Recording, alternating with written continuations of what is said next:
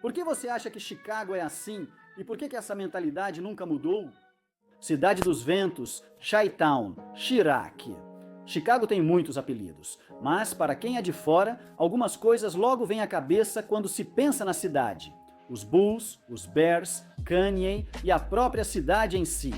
A propensão para assassinatos rendeu o apelido de Chirac no início da década de 2010, por causa de uma taxa de homicídios assustadoramente alta, literalmente pior do que a do Iraque. Mais especificamente, Chirac se refere ao lado sul e a partes do lado oeste da cidade.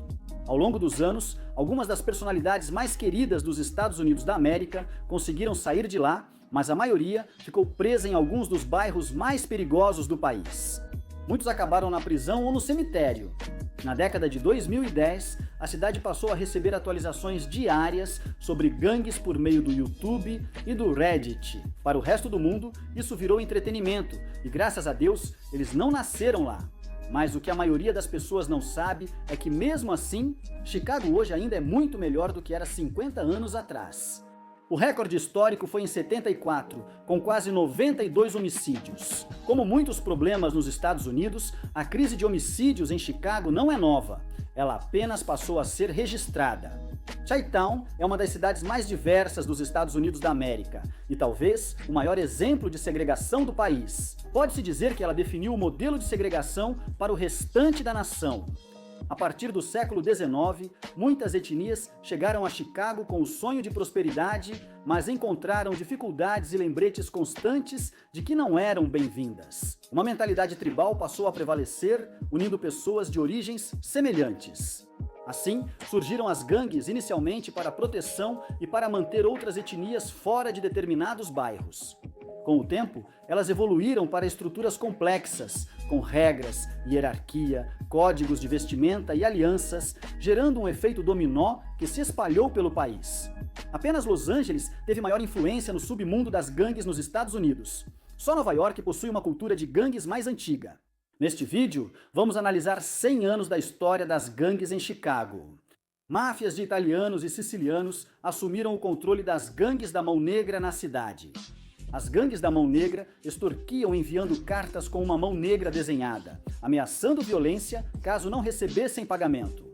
Ou extorquiam moradores criando um problema e depois cobrando para resolver exatamente o mesmo problema que haviam causado. Como jogar um tijolo na vitrine de uma loja e cobrar para que aquilo não acontecesse de novo. No início dos anos 1900, surgiu uma organização fundada por um dos muitos italianos pobres da cidade, James Big Jim Colosimo, financiada por seu império de bordéis. Com mais de 200 estabelecimentos espalhados por Chicago, ela cresceu e se tornou a maior máfia da cidade e de todo o meio oeste. Com a lei seca, Big Jim passou a sofrer pressão para entrar no contrabando de bebidas alcoólicas. Ele foi teimoso e recusou. Também estava apaixonado por sua nova esposa, Dale Winter, que via nisso uma grande oportunidade. Johnny Torrio, seu braço direito, o chamou até seu restaurante para buscar uma remessa. Quando Big Jim chegou, encontrou apenas homens de Torrio e ordens para matar, nenhuma remessa. Ele foi emboscado e morto a tiros. Johnny Torrio assumiu o comando da gangue de Chicago e logo contratou um guarda-costas entre seus homens. Um jovem italiano corpulento do Brooklyn, com 3 cicatrizes distintas na bochecha, o gangster favorito da América e o Scarface original, Alphonse Capone.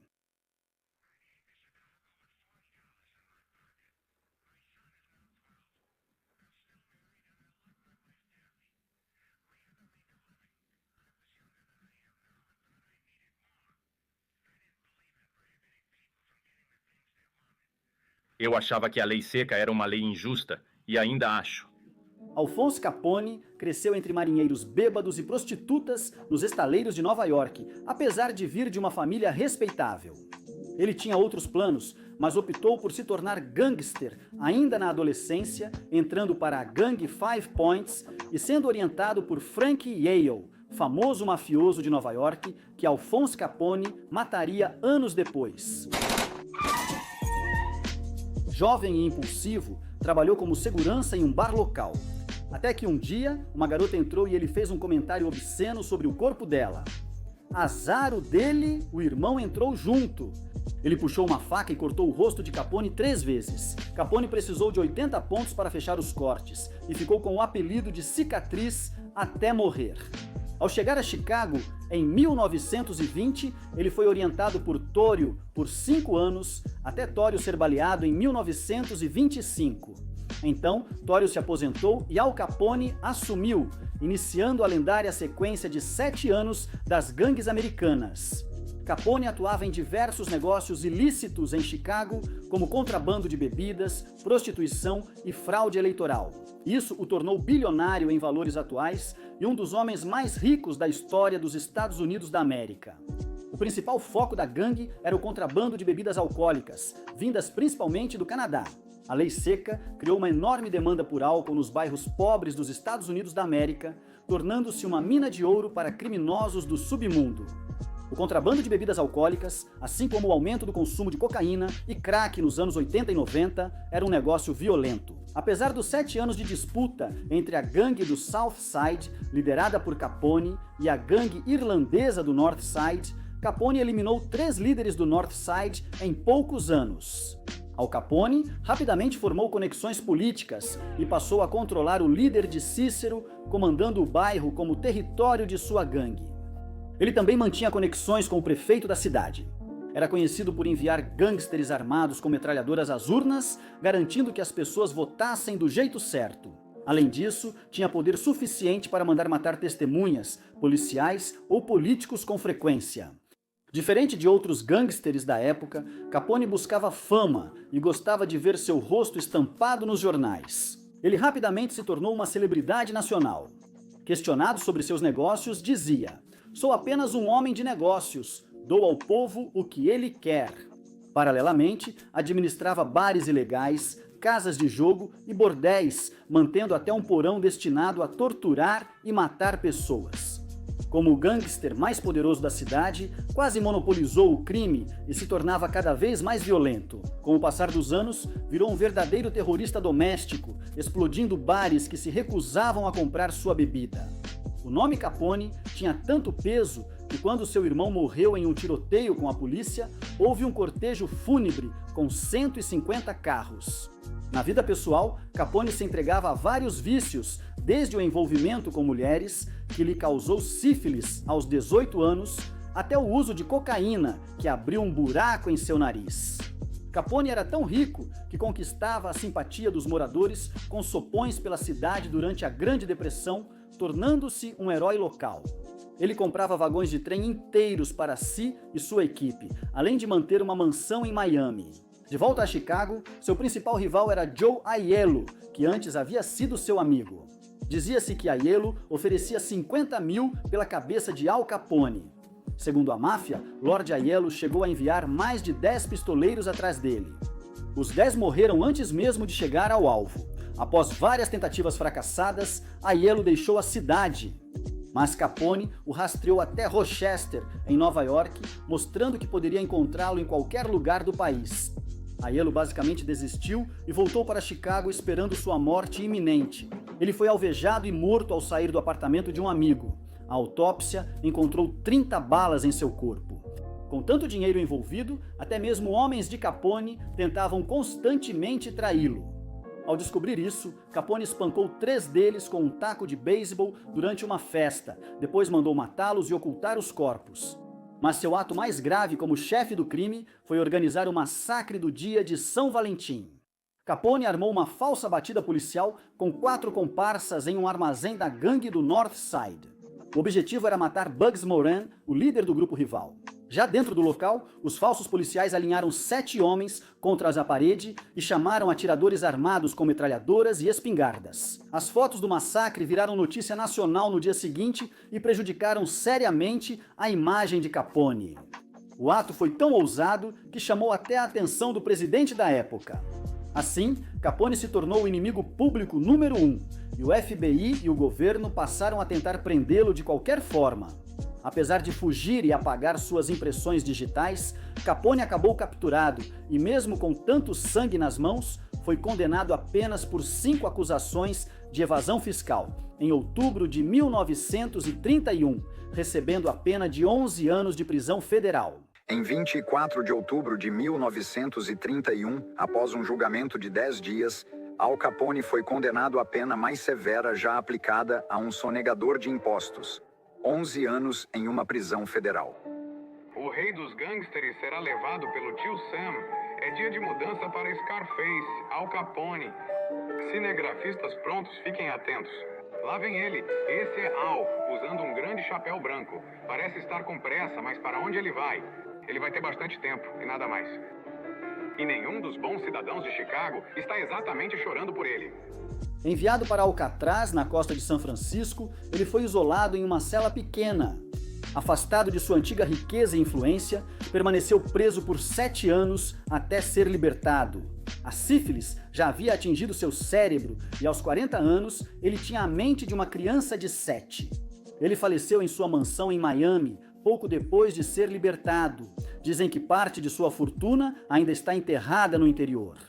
A quadrilha de Chicago continuou ativa por décadas, mas nunca foi tão ousada e explícita quanto na era Capone. Durante sua vida relativamente curta, Capone transformou a quadrilha de Chicago em uma potência criminosa. Ele influenciou o visual elegante dos mafiosos, com chapéus fedora e ternos risca de giz. Tornou-se uma figura lendária em filmes e programas de televisão sobre suas façanhas, influenciando gerações futuras de mafiosos.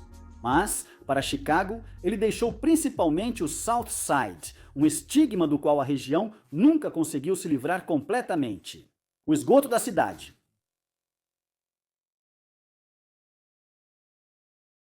Garotos bagunceiros e problemáticos, sempre se metendo em encrenca. Ainda faltavam alguns anos para o crime de verdade, mas a destruição e a violência já eram o único escape no caminho até lá. A menos que a visão deles pudesse ser mudada. Chamados de greasers, pelo cabelo ao estilo Elvis Presley e pelas jaquetas de couro. Nascidos da pobreza branca e da fúria adolescente, os greasers protegiam seus bairros e se tornaram mais ativos com o aumento de latinos e negros no lado sul. Pra onde a gente vai, me diz? A gente precisa ficar. Se você for, eles vão também. Eles precisam se acostumar e aprender a conviver. O que mais dá pra dizer? Com a fuga dos brancos de classe média do sul, restaram brancos pobres, caipiras do sul, negros, latinos e nativos americanos. Muitos greasers exibiam abertamente racismo e usavam suásticas e símbolos da Ku Klux Klan em jaquetas e suéteres.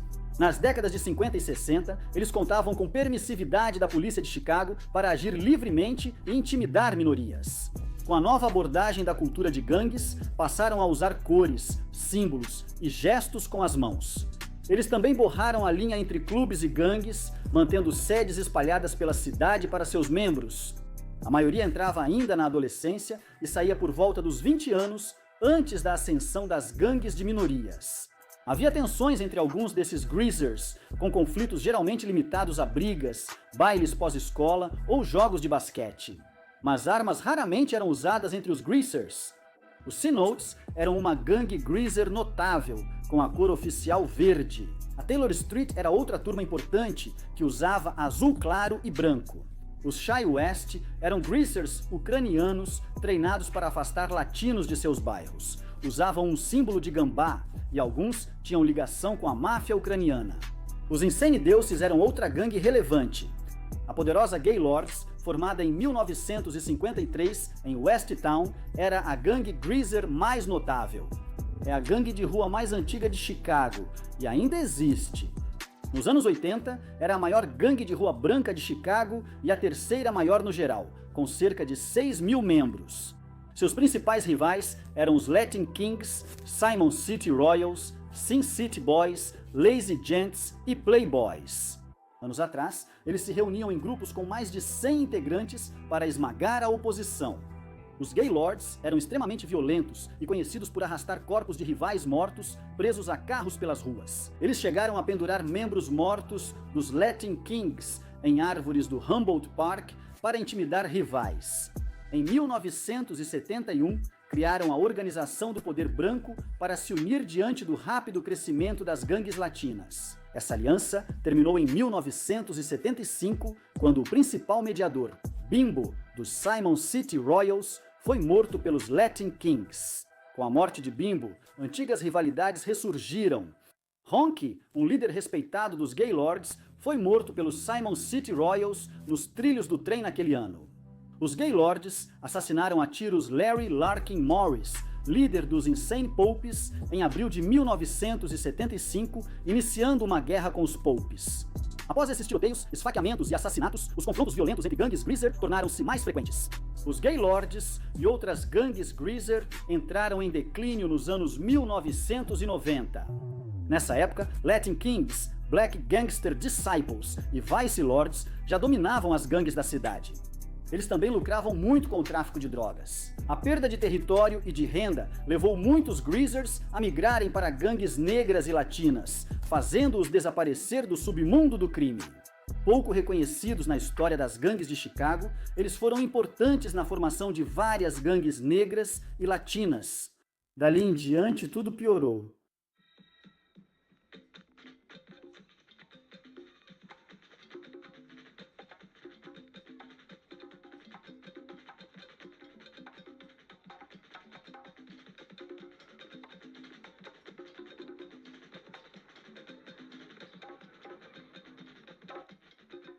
Chicago possui uma grande população latina, resultado da migração porto-riquenha e mexicana. Nas décadas de 50 e 60, surgiram várias gangues nos bairros latinos, mas uma delas se destacou como a maior. Os Latin Kings foram fundados em 1954 por porto-riquenhos em Humboldt Park, originalmente chamados de Imperials.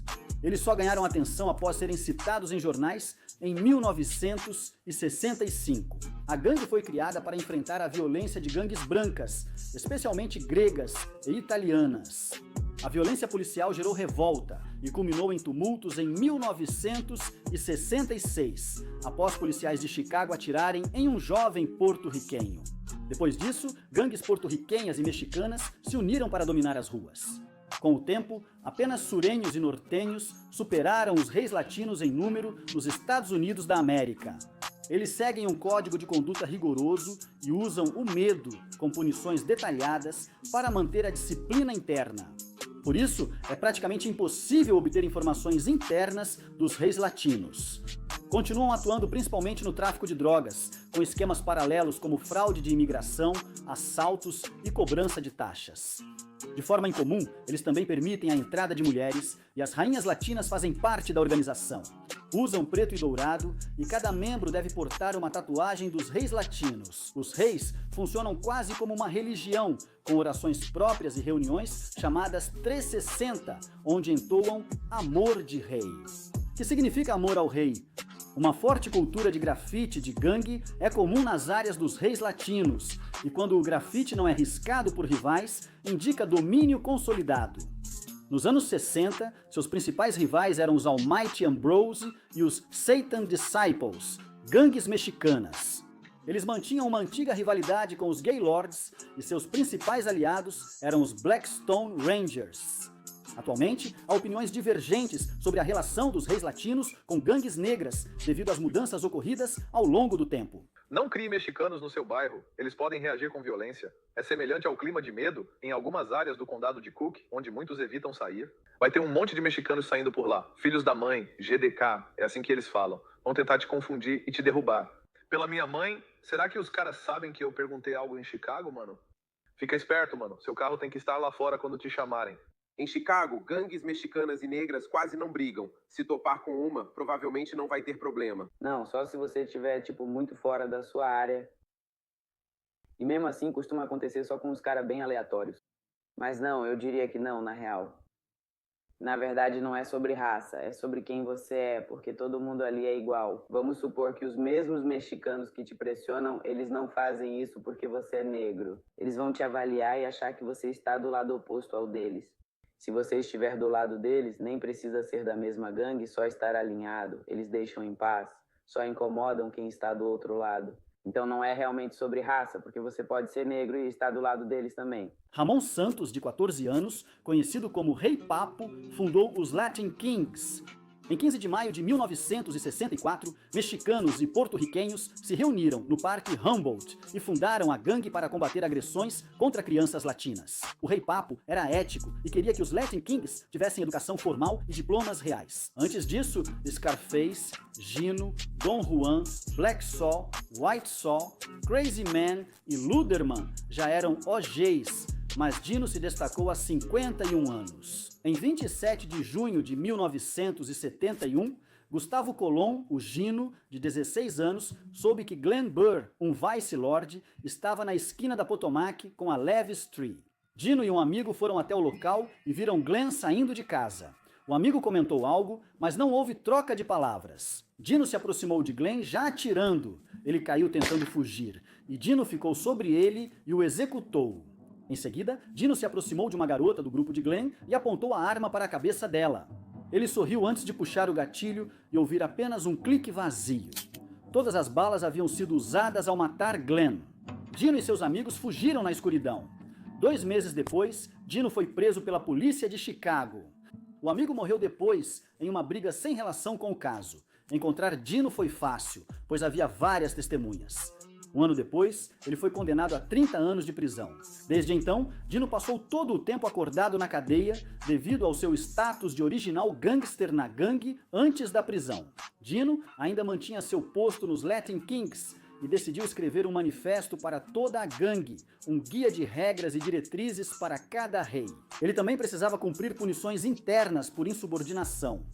Depois que Gino redigiu as novas regras, Rei Papo foi substituído por Dino, então com 17 anos. Lord Gino era de South Corona, e Baby King, outro original gangster, era de North Corona. Por anos, ele liderou a gangue por telefone da prisão com a ajuda da esposa, mesmo sabendo que as ligações eram gravadas, algo do qual depois se arrependeu. Ele transmitia ordens para os Julius C. Lathrop Homes, base dos Latin Kings, coordenando tudo: escolha de líderes, expansão, assassinatos e grandes acordos de drogas. Ele comandava a gangue organizando motins, assassinatos de guardas e listas de execução. Enquanto isso, Baby King comandava as ruas, mas acabou acusado de assassinato. A gangue passou a enfrentar problemas graves com o vício em heroína, obrigando membros a largar as drogas ou serem espancados. Ou pior, Rei Papo, o fundador, tornou-se viciado em heroína e passou a ser um líder pouco confiável. Ele desapareceu e nunca mais foi visto, supostamente morto por ordem de Gino. Os Kings se juntaram à Folks Alliance em 74, mas em 91 romperam todas as alianças ativas e adotaram uma política de matar qualquer um. Isso elevou drasticamente a taxa de homicídios, levando ao pico em 92. Apenas um dia antes de sua data de soltura, em 1997, Dino foi acusado de comandar uma operação de narcóticos multimilionária a partir de um apartamento em Logan Square.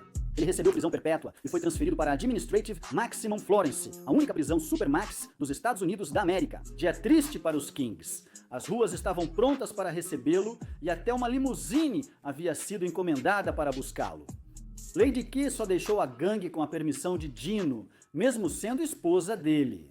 Desde então, Dino perdeu poder, pois os novos Latin Kings já não respeitam sua autoridade.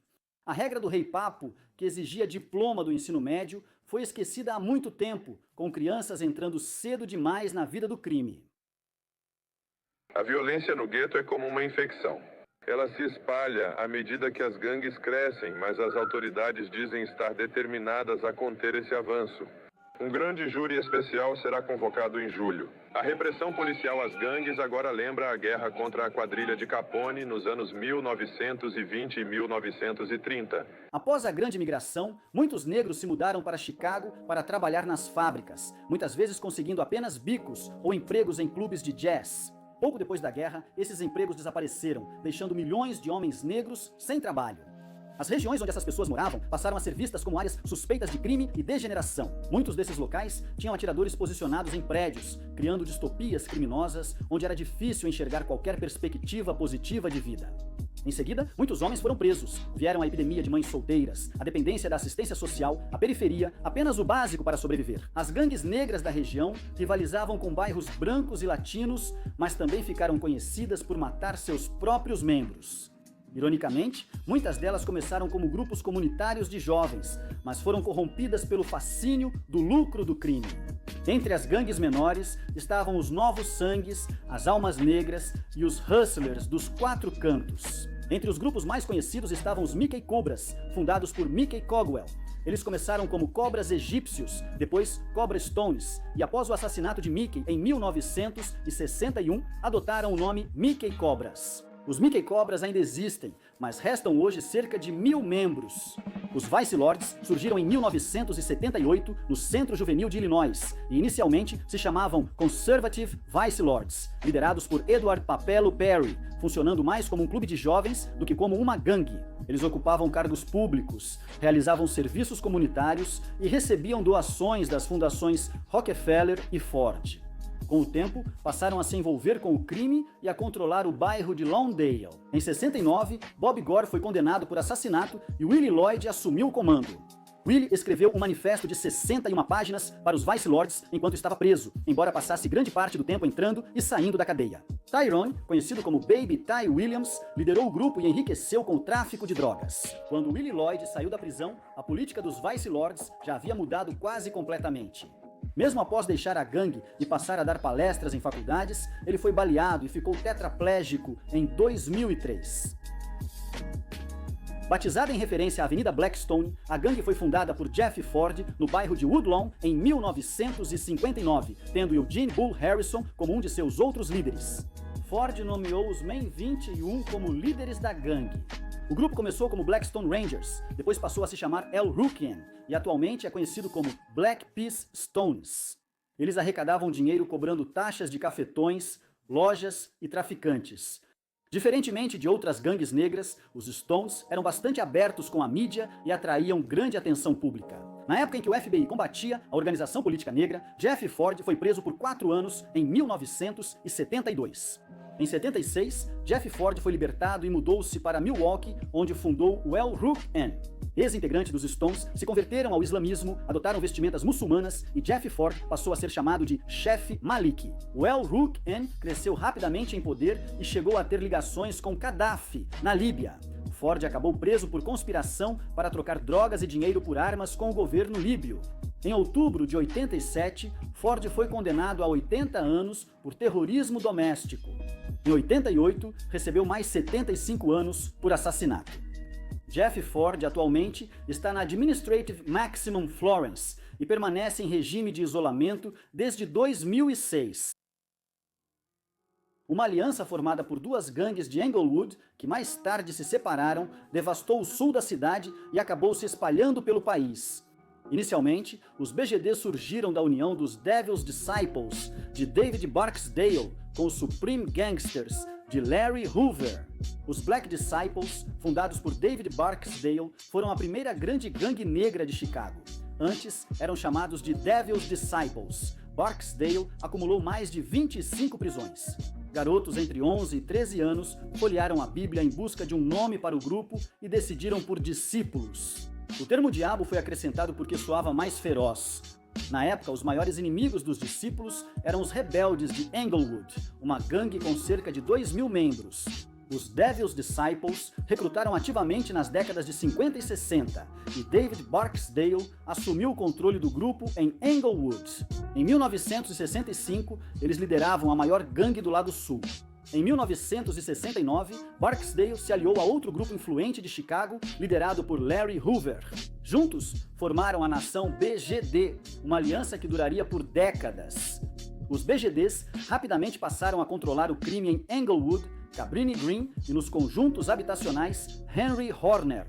A gangue funcionava como uma corporação, com cargos como rei, bispo e ministro. Em 1969, Vice Lords, Black Peace Stones e BGDs formaram a aliança Lord Stones and Disciples para afastar os Latin Kings e os Greasers. Essa aliança durou pouco e as gangues negras logo voltariam a entrar em conflito entre si. Em junho de 1970, David e Larry estavam sentados em um bar que costumavam frequentar quando membros dos Stones invadiram o local armados com rifles M14. David foi atingido por um projétil 7.62 que destruiu seus rins, mas sobreviveu após Larry levá-lo rapidamente ao hospital. Eugene Bull Harrison orquestrou o atentado e mais tarde foi morto em 88. David morreu em 74, devido a complicações do tiroteio. 73 foi o último ano de Larry Hoover nas ruas, quando um traficante local conhecido como Pookie foi executado em um beco de Englewood. A polícia prendeu o atirador e Larry, acusados de ordenar o crime. Larry foi condenado a 152 anos de prisão e transferido para a prisão de Statesville, onde liderou os BGDs por décadas. Meses antes, em resposta à Aliança da Nação Peoples, o rei Larry criou a Aliança da Nação Folks durante uma reunião na prisão de Statesville. Gangues brancas, latinas e negras se uniram na cidade, todas adotando Almighty em seus nomes. Nas ruas, Dirk Eklund liderava a gangue até ser acusado de assassinato em 78. Nesse momento, King Short foi nomeado para liderar os BGDs. Mickey Bull, líder dos Black Gangster Disciples, e Robert Taylor Holmes subiram nas fileiras, passando de bispo a ministro nos BGD, ficando atrás apenas de Larry Hoover. Ele comandava as atividades dos BGD no Sul e foi extremamente poderoso nos anos 80. Bastava um assobio para que um membro armado dos BGD surgisse para ajudá-lo. Apesar das prisões frequentes, ele transformou os BGD em uma organização multimilionária. Só Cabrini Green movimentava 100 milhões por ano. Mickey era respeitado, temido e o principal operador da cidade. O assassinato dele no verão de 91 foi provavelmente o ponto de ruptura nas relações entre B10 e G10. Com o tempo, o dinheiro se tornou um fator central nos anos 80 e os BGDs passaram a traficar em grande escala. Ray Short foi condenado a 28 anos por acusações relacionadas a drogas. Com o enfraquecimento da aliança, houve mortes dos dois lados e as gangues negras passaram a controlar prédios distintos. Nos mesmos conjuntos habitacionais, 91 e 92 foram anos especialmente violentos. Em 7 de agosto de 91, alguns BDs atiraram em GDs dentro de um táxi, ferindo 2 e matando 1. Foi uma retaliação pelo assassinato de Mickey Bull. Desde então, GDs e BDs lideram as estatísticas de homicídios da cidade. Esses assassinatos desencadearam uma guerra total entre 91 e 94, provocando uma forte reação federal. Em 93, foram instaladas escutas em todos os crachás de visitantes. Assim, coletaram meses de informações sobre quem visitava Larry Hoover. Dessa forma, a Operação Dor de Cabeça derrubou Hoover e outros membros de alto escalão dos BGDs. Até Big Dirk, pai de Lil Durk, foi preso. Larry foi transferido para Administrative Maximum Florence, onde se juntou a Dino e Jeff Ford. Mesmo com a atenção voltada para os Bulls dos anos 90, a maioria dos Estados Unidos da América, e até de Chicago, desconhecia o caos no lado sul. O assassinato de Robert Yummy Sandy Ford, em 1994, expôs a violência extrema de Chicago. Gangues negras. Perderam filhos e bebês para a violência sem sentido das gangues. Você tem alguma mensagem de consolo para essas pessoas? Sim, eu tenho. Como no caso do Yummy. Quando ele morreu, eu sei que isso feriu profundamente a família dele e também a família da garota. Ele acabou sendo baleado. Em um frio 9 de setembro de 1994, o corpo de uma menina de 11 anos foi colocado em uma ambulância. Ela levou 2 tiros na parte de trás da cabeça, em uma execução encomendada por líderes dos discípulos negros. Craig tinha apenas 16 anos quando sua foto policial foi exibida na televisão. Ele foi preso pelo assassinato de Robert Yummy Sandiford, de 11 anos. Derek, seu irmão, tinha 14 anos na época e era jovem demais para ter a foto da ficha criminal divulgada. Mesmo assim, foi condenado por dirigir o carro de fuga. Craig, Derek e Yummy, membros da mesma gangue, buscavam dinheiro, respeito e tentavam construir um nome nas ruas. Yummy, um órfão de 12 anos e fugitivo, recebeu uma arma para matar membros de gangues rivais. No dia seguinte, Yummy atirou contra uma multidão, feriu 2 pessoas e matou uma garota de 14 anos, supostamente filha de um membro importante dos GDs. Alguns dias depois, o corpo de Yummy foi encontrado ao lado dos trilhos do trem, com 2 tiros na parte de trás da cabeça. 2 adolescentes foram condenados à prisão perpétua, e as idades dos envolvidos chocaram o país. Os conjuntos habitacionais de Chicago eram considerados a área mais perigosa do país. Certo, então eu estudei em uma escola chamada Coleman Elementary. Ela ficava na State Street, número 4047. Eu morava no prédio antes da escola, na South State Street, número 4500. Para simplificar, a gente chamava aquele prédio de 4500, depois vinha o 4555. Sou de Chicago, então era tipo 4555, 4562, entendeu? Todos aqueles blocos de prédios eram dominados pelos Black Disciples, os BDs. Logo ao lado, outros prédios eram território dos GDs. E eles eram gangues rivais. Você já mostrava todos os sinais, como você diz, de alguém ligado às gangues. Ele está soletrando gangster com os dedos aqui. Tipo, você é um otário e acaba fazendo qualquer coisa, certo? Então escuta isso. Na minha escola, claro, tinha crianças que vinham de todos esses ambientes, sabe? Tipo, do território dos BDs ou do território dos GDs. Nunca vou esquecer de um garoto. Na época, eu tinha um casaco amarelo dos Steelers, aquele da Starter, lembra? O casaco da Starter dos Steelers era amarelo, não era? E esse garoto morava no território dos GDs. O problema é que, para chegar em casa, ele tinha que atravessar o território dos BDs até voltar pro território dos GDs. Tenho quase certeza de que esse é um videogame que você não ganha sem uma escopeta cerrada. Talvez você passe desse nível 1 ou 2 vezes. E não tem código de trapaça pra esse jogo. E você nem sente frio. É um jogo de gênio, né? Beleza, tá chegando.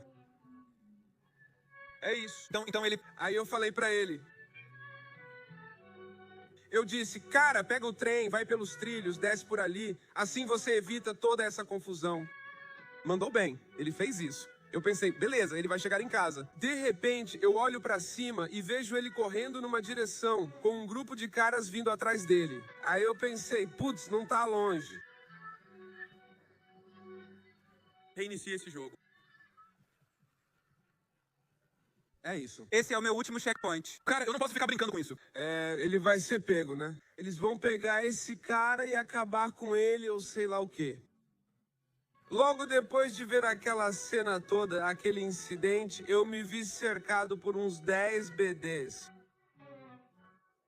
Do nada, um cara chega e fala, a gente viu você tentando ajudar o mano. Eu disse, não ajudei ninguém. E ele respondeu, você é o único com o casaco amarelo dos Steelers. A gente sabe que foi você, mas relaxa. Minha mãe estava na varanda. Em 64, eu morava no apartamento 604. Ela só me olhava impotente, em alerta, sem poder fazer nada. 911, talvez? Você não chama a polícia?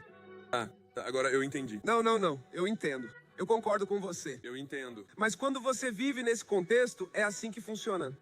Eu estava surtando, pensando, é isso? Vou levar um tiro agora? O cara puxa uma arma e aponta direto pro meu peito. Naquele momento, eu achei que ia morrer e aceitei isso. Não tinha nada que eu pudesse fazer. Sua vida passou diante dos seus olhos?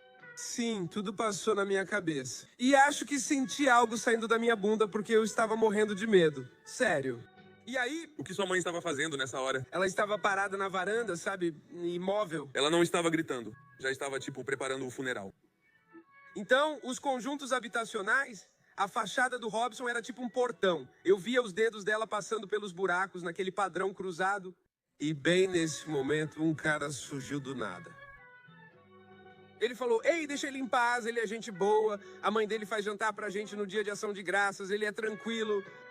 O cara abaixou a arma. O cara que me salvou me abraçou e sussurrou no meu ouvido. Sai daqui agora, mano.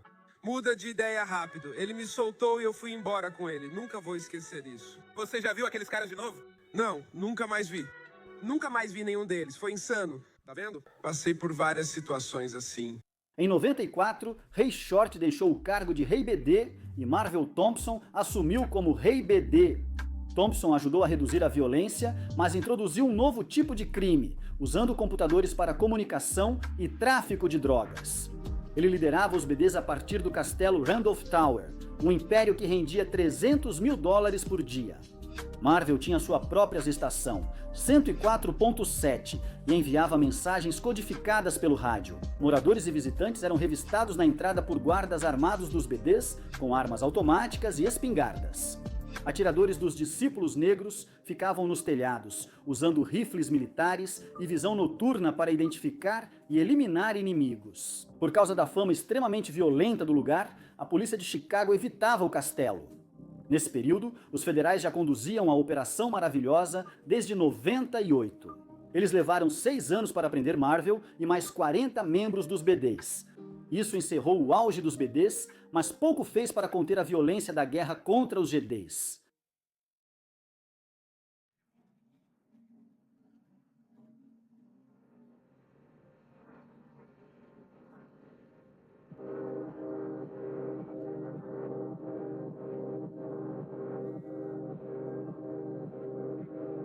Com a evolução das gangues de Chicago, as estruturas se fragmentaram e os líderes perderam o controle.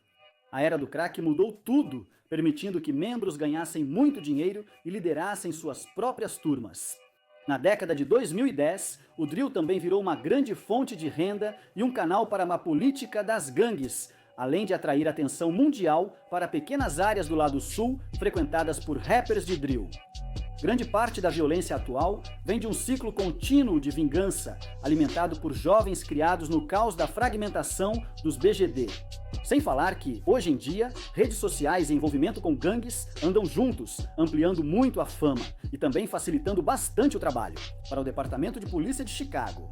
A era do drill em Chirac foi marcada por guerras entre adolescentes, ausência de remorso e exibição pública para o mundo inteiro. Para entender um dos casos mais emblemáticos dessas guerras de vingança, precisamos voltar a novembro de 2015. Durante o julgamento, foi revelado que o DNA de Dot estava em uma bola de basquete encontrada perto do corpo de Tyshawn Lee, de 9 anos, e também dentro de um SUV usado como carro de fuga. O júri também ouviu gravações perturbadoras feitas por um informante dentro da prisão. Nelas, Dot foi ouvido se gabando e rindo por ter matado o garoto de 9 anos. Tyshawn Lee foi atraído para um beco com a promessa de suco e então baleado. Em 2015, Dwight Doty e o comparsa de gangue Corey Morgan foram acusados de planejar o assassinato.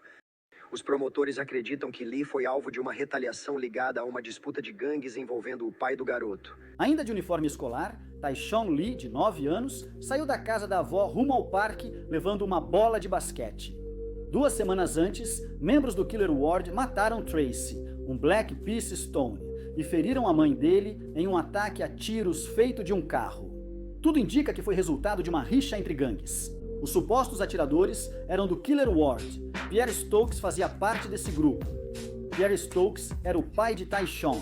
Como os Black Peace Stones não conseguiram encontrá-lo, aquele seria o último dia do garoto. Tyshawn foi até a quadra de basquete, onde Dwight Doty e Corey Morgan o aguardavam, decididos a ganhar sua confiança, atraí-lo e matá-lo. Para Morgan, o crime era pessoal. Tracy, morto um mês antes, era seu irmão. Isso o levou a quebrar um código do submundo respeitado mundialmente: não envolver civis, mulheres ou crianças. No Parque Dawes, Dot se aproximou de Tyshawn, conversou com ele e até jogou basquete para ganhar sua confiança. Ele pegou a bola e atraiu o garoto para um beco próximo, enquanto Morgan e Edwards observavam de um SUV preto. No beco, Dwight Doty sacou uma pistola calibre 40. Os envolvidos foram presos pouco tempo depois. O caso chocou a cidade pela brutalidade e pela total falta de remorso demonstrada. Em uma conversa gravada dentro da cadeia, Doty foi ouvido dizendo: Doty recebeu 90 anos de prisão, Morgan 65 e Edwards 25. De modo geral, é fácil dizer que Chicago sempre foi um centro do crime, e assassinatos nunca foram novidade aqui. Gangues centenárias, organizações baseadas em raça e agora o drill. Uma zona de guerra para quem vive no lado sul e em partes do oeste, mas praticamente invisível para quem mora nos subúrbios.